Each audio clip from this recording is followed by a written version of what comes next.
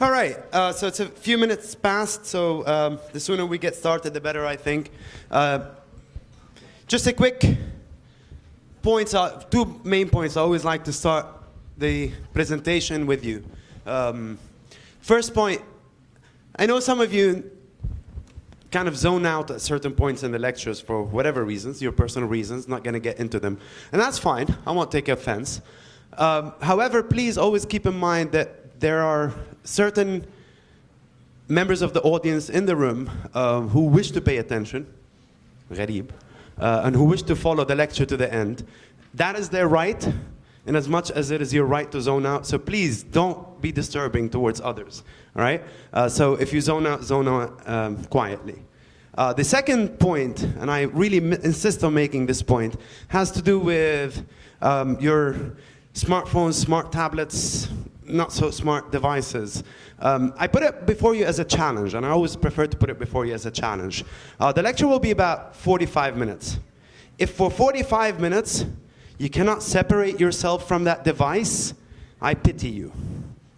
That is beyond mental slavery. And there's a great song about that by Bob Marley, if you're not familiar, right? Emancipate yourself from mental slavery. If you cannot keep yourself away from that device for 45 minutes, gharib, yeah? And I can only wish you luck.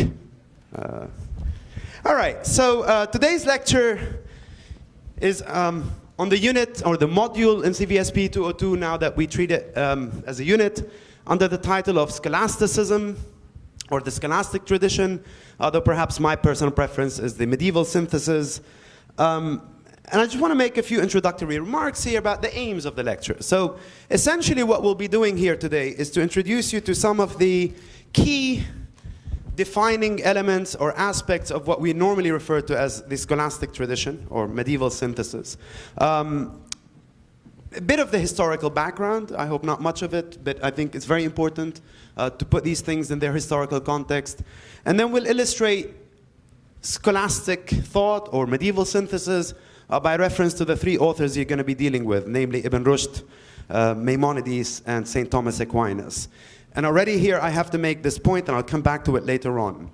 Of those three authors, only one of them is really, properly speaking, a scholastic philosopher, right? Namely St. Thomas Aquinas. Ibn Rushd and Maimonides are more precursors, right? To the scholastic tradition, i.e. people who have influence on medieval synthesis and the scholastic thought. Anyway, I hope that will come clear as we go on through the lecture. But let me start by making quick reference to this little painting here we have.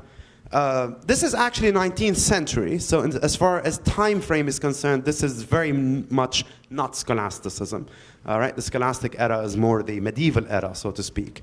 But I really like this as a kind of a snapshot summary of what we're going to be discussing. And the title of the painting by Ludwig Seitz is precisely Faith and Reason United. And in that sense, that's the synthesis we're talking about here, right? The synthesis between faith and reason.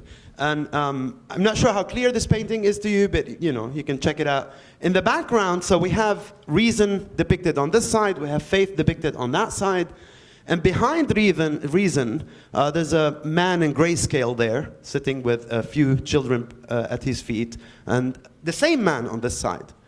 And I'd just like to point out to you that on both sides, behind reason and behind faith, that person is actually St. Thomas Aquinas, right? And what Ludwig Seitz is trying to do in this painting is to suggest that precisely in St. Thomas Aquinas, you have the synthesis between faith and reason. United is the word he chooses, right? United may be a strong word for some, but in that sense, it captures some of the aspects of the scholastic tradition or the medieval synthesis that we'll be talking about. To begin with, we'll talk about the term itself. What does it mean to say scholastic, which is from scholastikos, right? A learned man. And scholasticism essentially has to do with this notion of the schoolmasters or the school people of medieval Europe. The persons who used to teach in the universities and the schools, they became the reference for scholasticism or the scholastic tradition. And because of that, as I said, of the three authors, only really one fully qualifies, St. Thomas Aquinas. because Ibn Rushd, as Maimonides, did not or were not school teachers in European medieval schools, so to speak. So that's the etymological background, which is of interest, but of least interest as we now move to more the historical and the content-based analysis, let's say. In general, the term scholasticism does not carry very positive evaluation, so to speak, right? From the medieval era onwards, a lot of writings and reflection back on the age of scholasticism generally were kind of not in favor of it. And just to give you an idea here, there's two references. This is from Laurentius Valla from the 15th century. And he speaks about the scholastics as that superstitious and senseless race of professors who make their pupils swear never to contradict Aristotle. Superstitious and senseless, I'm not sure that can be read in any positive light, so not a very good. But that's 15th century. We can fast forward to the 19th century with Hippolyte Taine, and you can sense a similar kind of evaluation of that era, where he says 3 centuries at the bottom of that gloomy abyss did not add a single idea to man's intellectual inheritance. The gloomy abyss, of course, being the scholastic era, right? The medieval scholastic era. So in general, it hasn't been very well spoken of or fondly spoken of as an era. But I think there's more to the scholastic tradition than gloominess and senselessness. And I hope throughout today's lecture we'll get to address and touch upon some of those aspects. I am by no means proposing to defend the scholastic tradition, but merely to share it with you through the 3 authors. And we'll see whether there is anything of value really to be discussed there. Clearly there was 3 or 4 centuries where it was felt there was something of value. But before we go on and deal with the scholastic tradition and the various exemplars of the 3 authors we're going to be discussing, I'd like to begin with you here today by considering the following imagine if you will scenario, right? It's a little kind of mental exercise. And this is where the clickers come in handy. So let me just explain very quickly. So we're going to have a little scenario up here, 4 choices, clickers in your hands. You can discuss with your friends and whoever you're sharing the clicker with and choose the response, right? So you know how the clickers function. So here's what I'd like you to imagine. Imagine that you were a person of monotheistic faith, of monotheistic belief, of some authority, some figure of authority in your community, and one with broad scholarly interest. And now imagine that you were informed of the recent discovery of a corpus, a large body, i.e., of works in a language of times past, and that the suspicion is that this corpus may hold much of the wisdom of the past, right? So what would you do? Would you procure the corpus and make sure that no word of such discovery gets out until you can figure out what to do with it? Would you make sure that no word of such a discovery ever gets out and destroy the corpus? Would you bring together a group of scholars to study and translate the corpus? Or would you procure the corpus and sell it to the highest bidder? A, B, or C. Make your choices with the clickers. Ooh, there they are. There. Choices coming in now. All right? So 4 possibilities. This is a corpus of an ancient language. What do we do? Shall we translate it? Shall we burn it, destroy it, sell it? Or just say nothing, pretend we didn't find it? And then we can figure out what to do with it. Yeah? Good. So we have 38 responses. Any shy people there? They haven't clicked 39? Going once, going twice. 40, 41, 42, 43. No? That's it? All right. 44, okay, 45. That sounds like I'm bidding. All right, let's see the scores.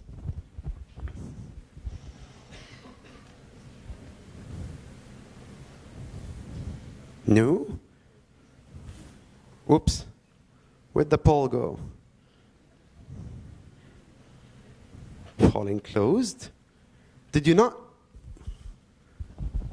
Did you? What happened? Yikes. That's a shame. I was really interested. Can we reset this and do it? I really want to. I know this is going to take time. I'm sorry. Reset. I want to do this. Sorry, I really don't have. That's fine, fine. It's probably me. Okay, cancel. Here. Who's still thinking? Nothing against thinking.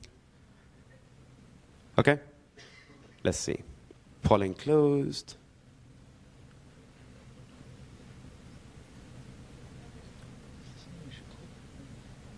That's just wrong. I'm sorry. Could we just reset it one more time? Yeah, of course. You think Okay. Polling close. Nothing. That's just so annoying. You have to admit that's so annoying. All right. Show of hands. How many would do A? All right. Minority. Put your hands down. How many would destroy the corpus? I'm not going to look. Let's pretend this is anonymous. Oh, no one would. Yeah, right. No one would destroy the corpus. How many would bring a group of translators together? Ah, okay. See there. Look at those hands. Lovely. And how many would sell it? All business majors, raise your hand. No, that's really wrong. That's stereotypical. I should never say. I say that. I'm sorry. All right. So I think the majority says we'll translate. Right? Okay. Ali, you saw that, right? Okay, good. So we move on to the next scenario. So you do translate. You begin to translate. You get scholars to translate and study. But the more you do so, the more you realize that the content of the works stands in many respects against the accepted beliefs and traditions. And that it may indeed on some level threaten the widely accepted worldview. Now what do? Right? So the more you translate, the more you feel that the content may threaten your accepted worldview. The content seems to be suggesting a rethinking of our worldview. Now what do? Do we make a public announcement of the discovery and its contents, urging all people to re-examine their accepted worldview? Do we burn all the manuscripts and brand anyone who would mention them and their content as a criminal of sorts?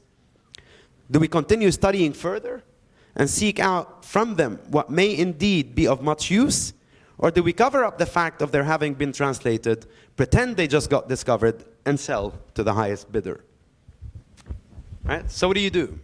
The content is a bit shaky, or at least not shaky, but kind of forces us to re-question many things. Do we continue studying? Do we make a public announcement on the matter? Do we burn the manuscripts? Or do we sell? Highest bidder. Right? Now I'm hoping you're clicking away at those clickers will actually produce a result this time around. 39, 40, I'm just going to wait a few. 41, 42, 43, okay. Let's all hope for the best. Polling closed. And no results. That is so annoying. I'm sorry. All right, so forget the clickers. They were fun. Let's just do a show of hands. Make a public announcement of the discovery and tell people to re-examine their beliefs. All right. Okay. How about burn the manuscript? No? Okay. It's cool. Thanks, Jack. How about continue studying further? All right, good. Okay. And how about sell to the highest bidder? Probably fetch an even better price now, yeah? Okay, good. So once again, we have the majority, and I wish I could show you this in numbers. The majority here again said, no, let's continue studying further and seek out from them what may indeed be of much use to us. Now, this is an exercise in Westall Bathish Auditorium today in the 2016. This is a similar exercise that was faced almost 1,000 years ago in Toledo, in Spain. And I just wanted you to think of it from your perspective before you see what happened back then. Yes, ma'am? Was that, you were still voting? Okay.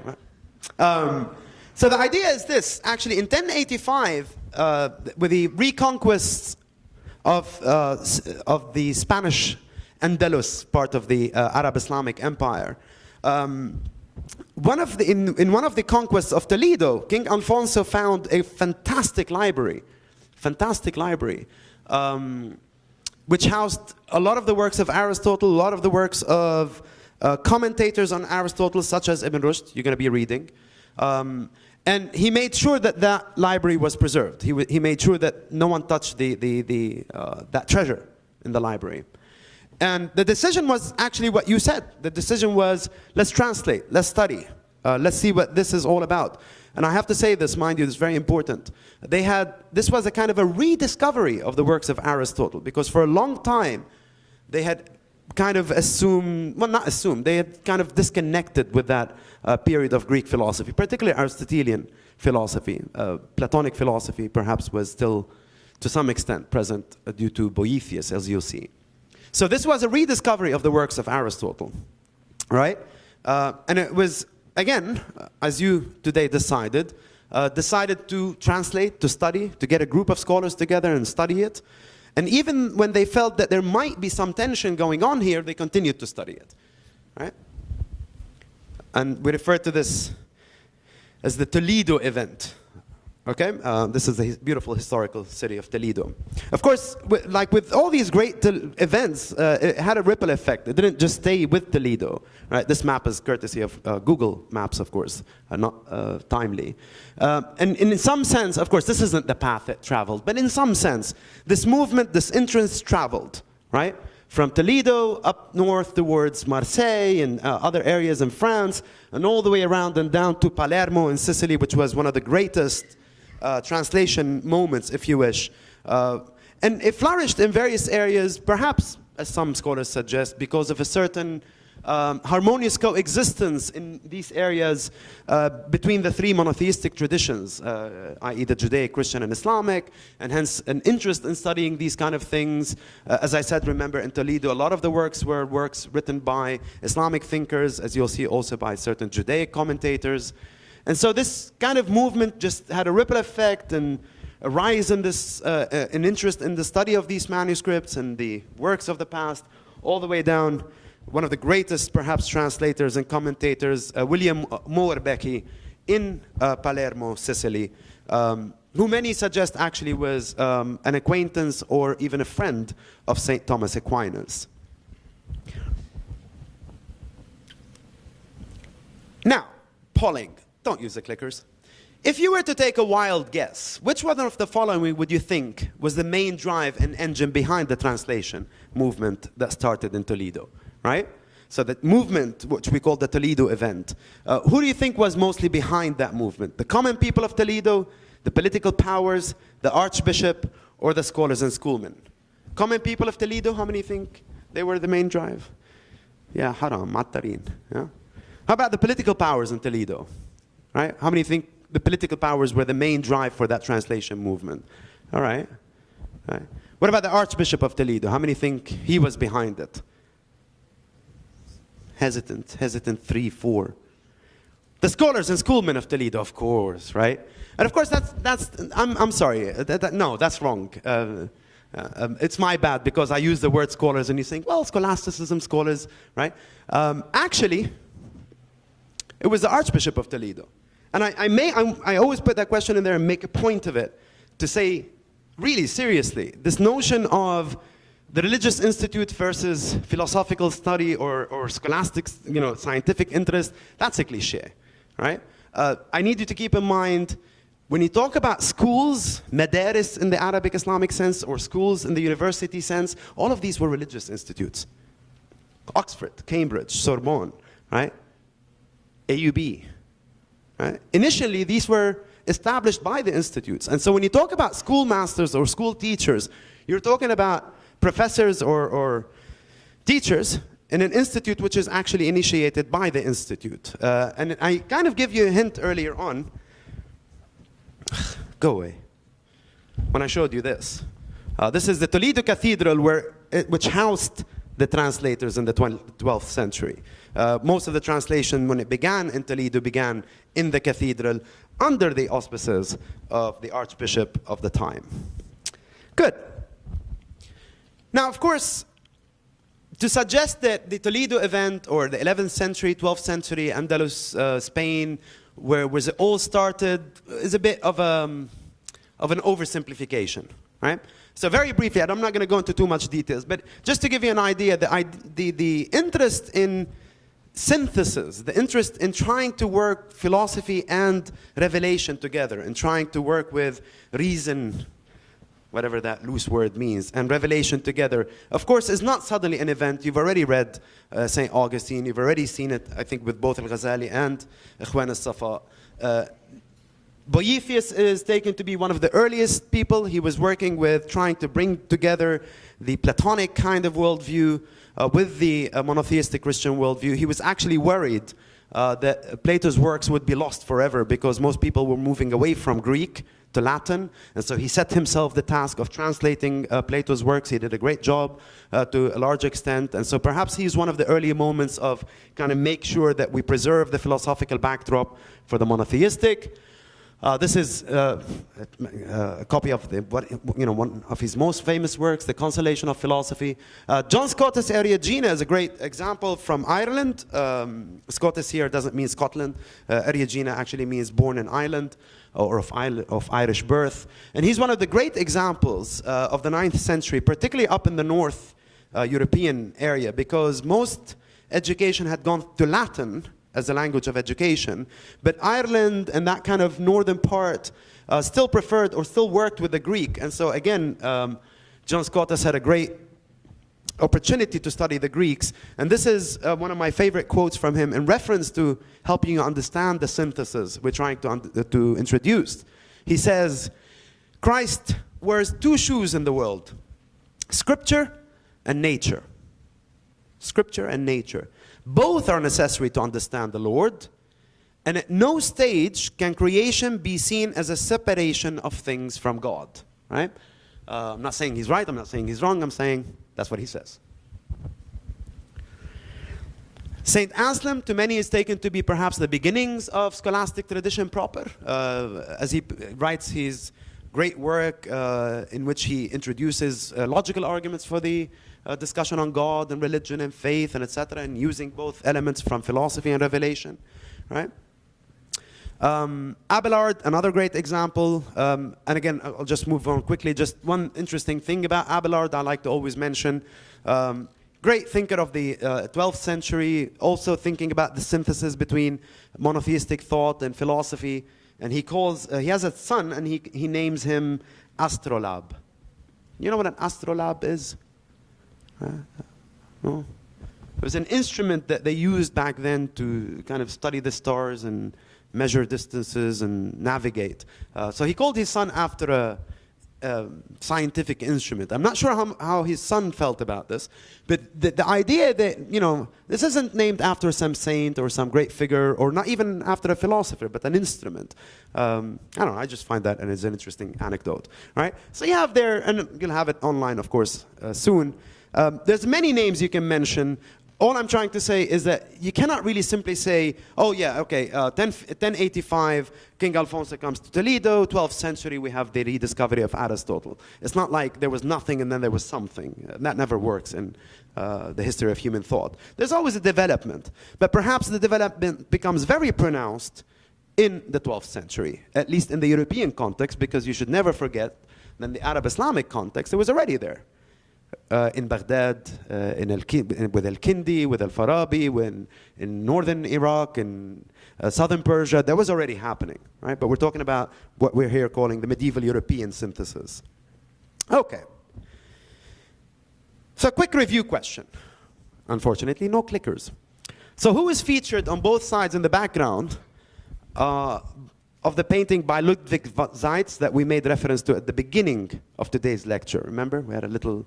Okay, so, who was behind reason and philosophy? Was it Pope Leo XIII? Was it St. Thomas Aquinas? Was it Augustine? Or was it Averroes? How many say Pope Leo? No, good. How many say Thomas Aquinas? Yeah, fantastic. Augustine? No one was saying Averroes? Okay. You said Averroes. Oh, I caught you. Okay, so yes, of course it was Thomas Aquinas, and I'm happy to see you were paying attention, even though you lost the clickers. That's very helpful. So we come to the three synthesizers. And as I said at the beginning, only Thomas Aquinas sitting there reading his book, the other two just holding it, really counts as scholastic philosopher, right? So please keep that in mind. I don't want to misrepresent anything here. However, Ibn Rushd and Maimonides are clear figures in the development of medieval synthesis, in the development of this work towards synthesizing philosophy and monotheistic thought and tradition. Okay? And so in that sense, we think of them as having a great influence, of course, on the scholastic tradition. And we're not reading into things here. St. Thomas Aquinas makes frequent reference to Ibn Rushd and other people, right? Ibn Sina and others. So we'll start with our first synthesizer for the day.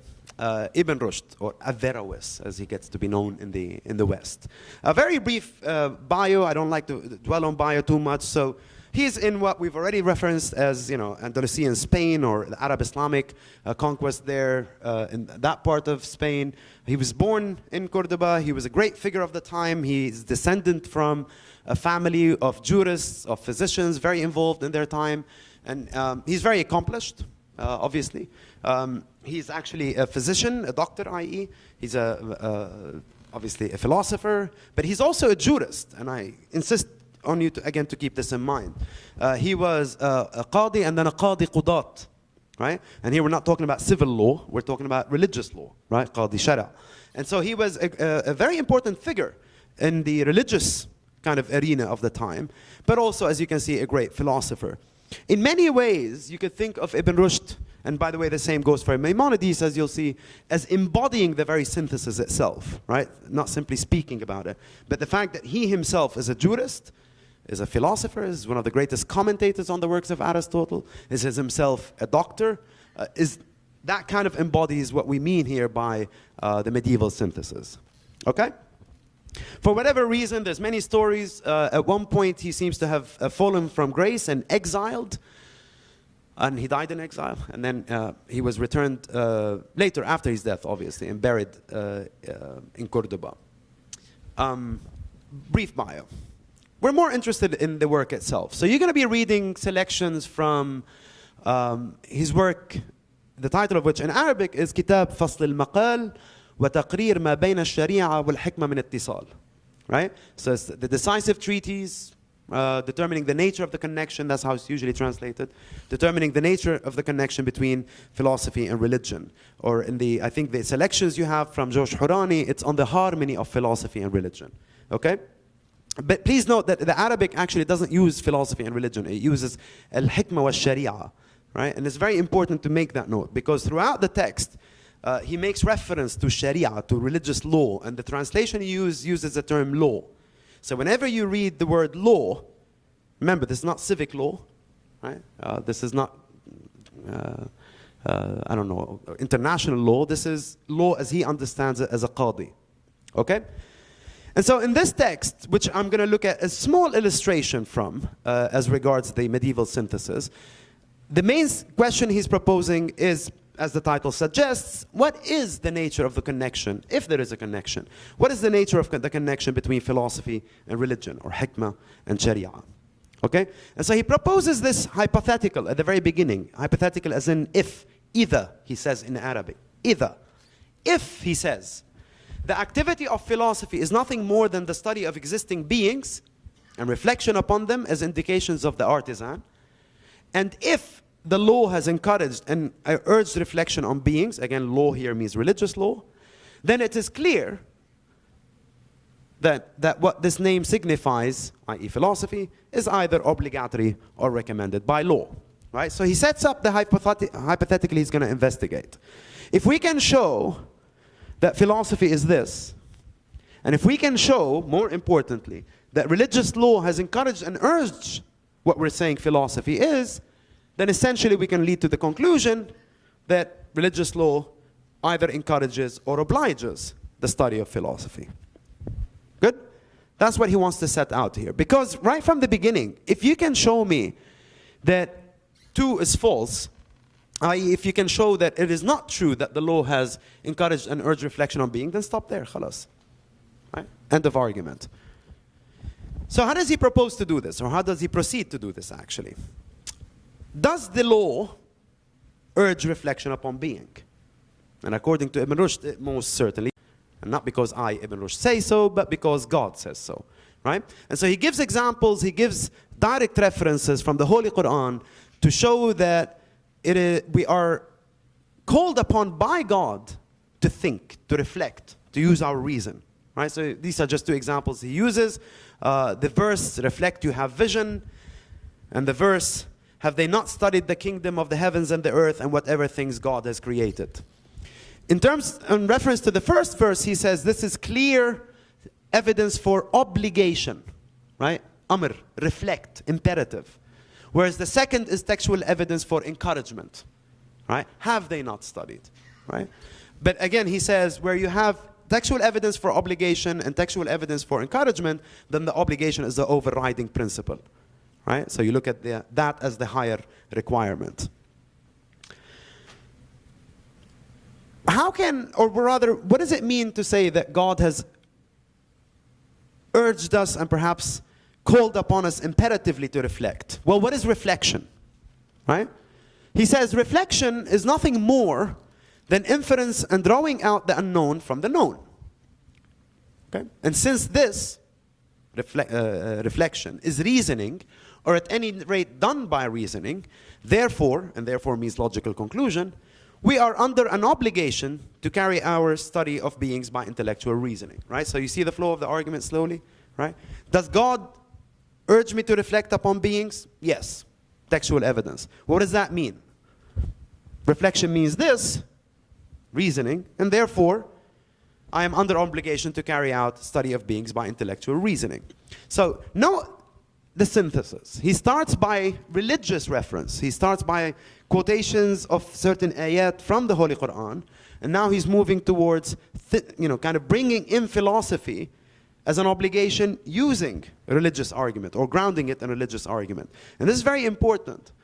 Ibn Rushd doesn't defend or propose the place and importance of philosophy based on philosophical argument, right? Some would say that's begging the question. No, he says, as a believer, what is my stance, or rather, what is the attitude of the law towards this thing? Should I study it? Should I not? Right? And he's proposing that actually it seems that we're under obligation to do intellectual reasoning. And how does one do intellectual reasoning, according to Ibn Rushd, if not by studying the works of the philosophers, right? If you wish, and that's, I think, on your fly sheet, basically here's the flow of the argument as he presents it, right? He begins by stating that the law obliges us to study beings and reflect upon them. The law, again, religious law. But reflection is only possible through intellectual reasoning, the highest of which is demonstration, burhan. This means one has to study the rules and principles of reasoning, various types of arguments, valid, invalid, premises leading to conclusion. And this means that one has to study the works of those that came before us and did work in these matters of demonstrative reasoning, right? So now that I've gained the skills for demonstrative reasoning, I can go back to one, i.e. study beings and reflect upon them. And this means one has to study what those before us have done in this field, i.e. the study of beings. In other words, the conclusion is, the law obliges us to study philosophy. Not allows us, not recommends it, obligation. In Arabic he says, مأمور به على جهة الوجوب. Right? So it's a very solid, very strong conclusion. Right? According to Ibn Rushd, within a monotheistic Islamic tradition, we are obliged to study philosophy if we are to meet God's commandments to reflect upon being. Now, I'm sure a lot of us might find that a rather uncomfortable conclusion. But there's much more in the text, and I'm not going to go to here. Basically, I just wanted to share with you one illustration of the synthesis of how we work, or how Ibn Rushd works, from certain religious premises or legal starting points to bring in the importance and role of philosophy. Of course, there's much more in the text, but I leave up to your class discussions. On that note, we move to our next synthesizer, from the monotheistic Judaic tradition now. This is Musa ibn Maymun, the Idus, that's what it means, Maimonides, i.e. the son of Maymun. And this is, you're going to be reading selections from the Guide for the Perplexed, Dalalat al-Ha'irin. And this is a lovely kind of a scan here of the original. I don't know if you can see, it's the text is Hebrew letters, but it's actually Arabic. It's like how you text these days, you know, using English letters, saying, you know, I don't know, Arabic stuff. Okay? So he was, again, a brief biography. He was also in Cordoba, like our earlier friend Ibn Rushd. Very much a central figure of the Judaic tradition. He was a rabbi. At one point, he was high rabbi. But also very interested in thinking of how to combine or synthesize these philosophical approaches with the monotheistic tradition.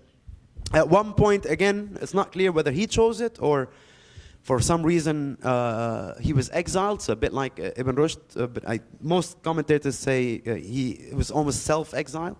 He left Cordoba, went to Egypt, where he was, again, like Ibn Rushd, doctor, but doctor to none other than Salah ad-Din, actually. Very involved in, again, like Ibn Rushd, so he was a rabbi, he was a doctor, he was a philosopher, etc.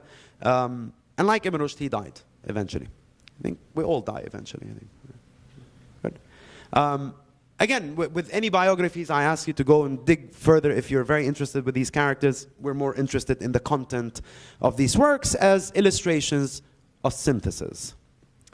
So what kind of work is this? This is, as the title suggests, Dalalat al-Ha'irin, or the Guide for the Perplexed. And we're told that he wrote it as a response to a student. Well, it is addressed to his student, in terms of trying to help the reader, the student, deal with central questions of perplexity within a monotheistic context, within a monotheistic tradition.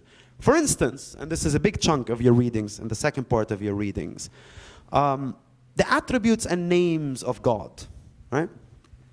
Which was also a big discussion in the Islamic tradition. The 99 beautiful names of God. Are they names? Are they sifat? Are they asma? Right? This whole discussion. There was something similar going on in the Judaic tradition, which Maimonides will clearly address in the reading you have.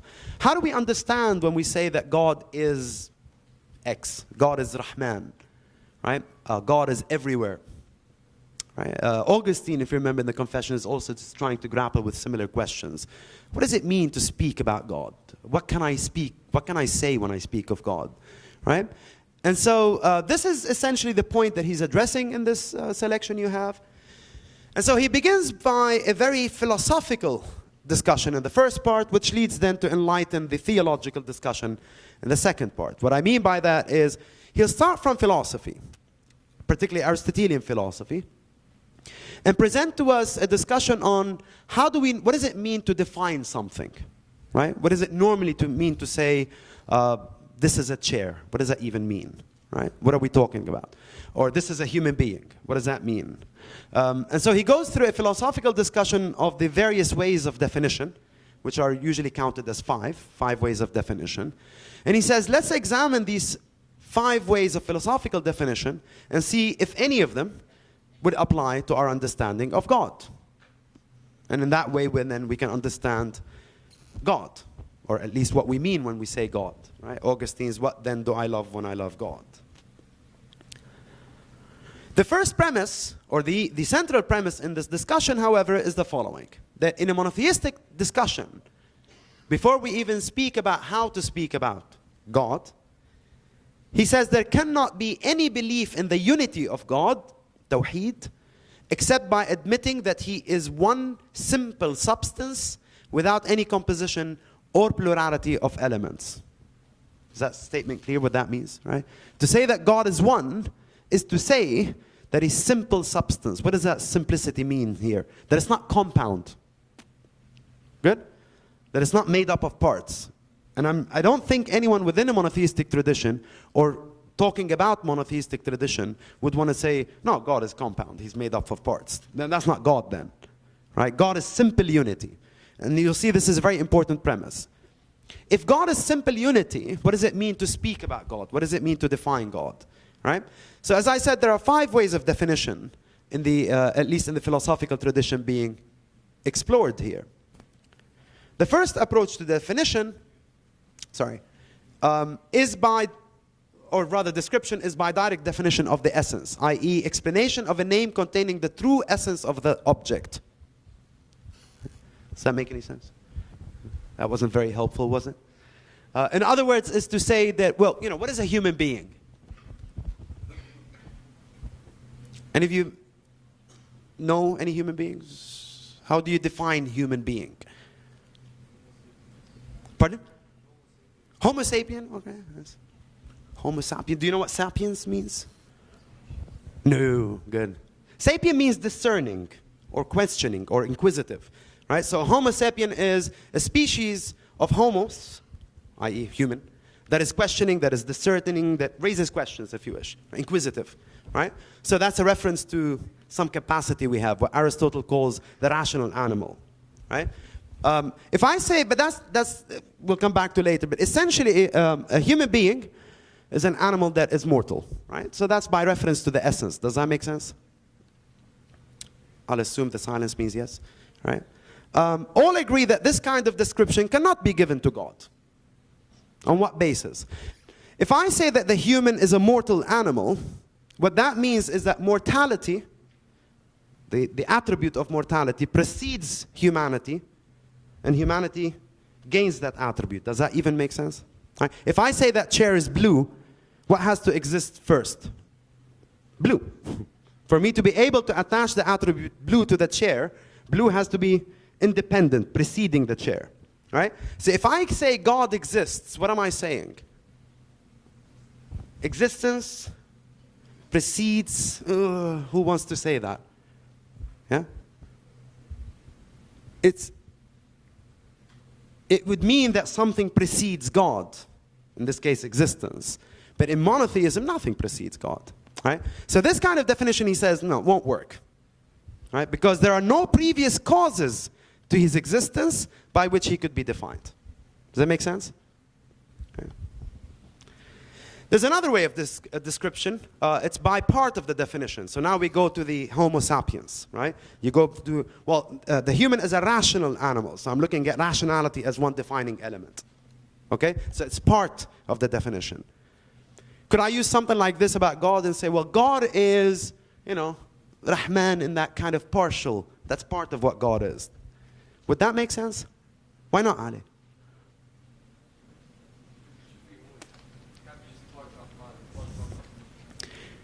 Can I even speak about parts?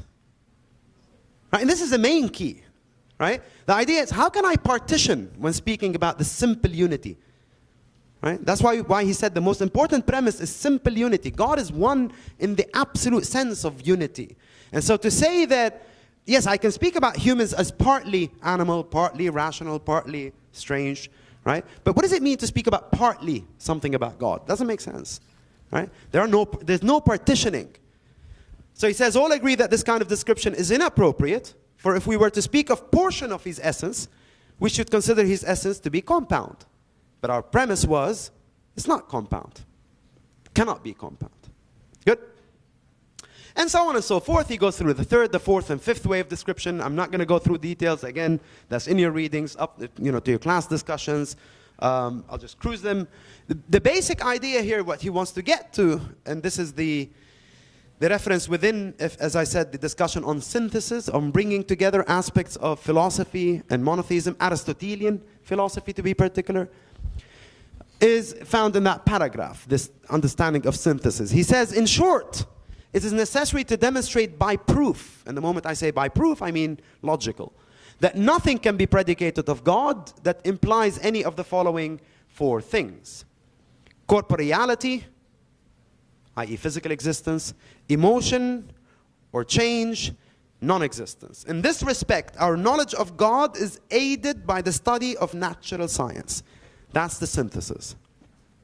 Right? Knowledge of God aided by our understanding of the natural sciences. Good? Apparently we have an update there. All right. I'm going to just skip that because I'm just annoyed at the polling system. How am I doing on time? 1 minute?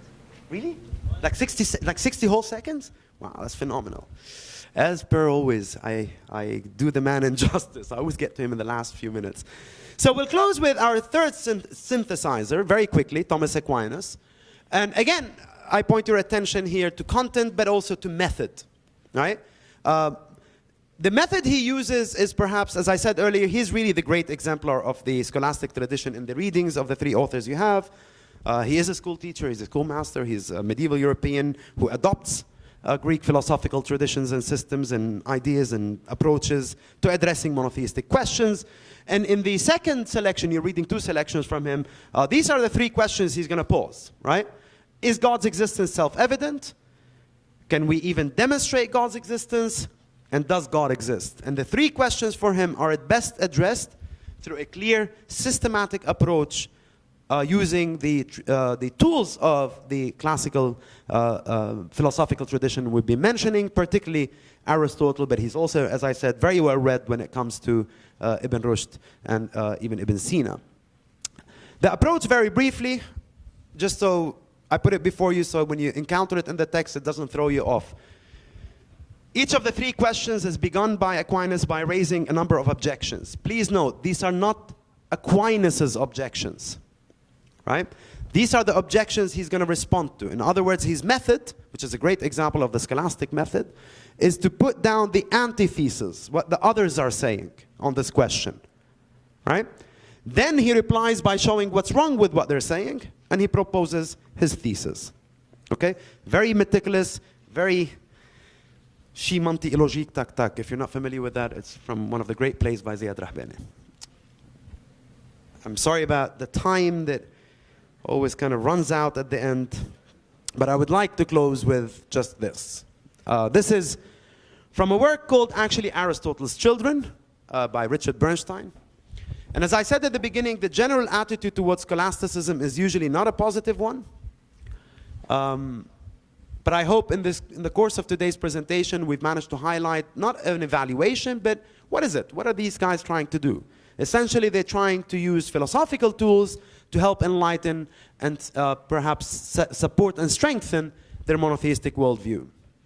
And so Bernstein writes, in reliving the Aristotelian revolution, we understand that we are not just the children of Copernicus and Galileo, of Adam Smith and Thomas Jefferson, but Aristotle's children, the heirs of a medieval tradition that seems more intriguing and inspiring as the shortcomings of modernity become clearer and clearer still.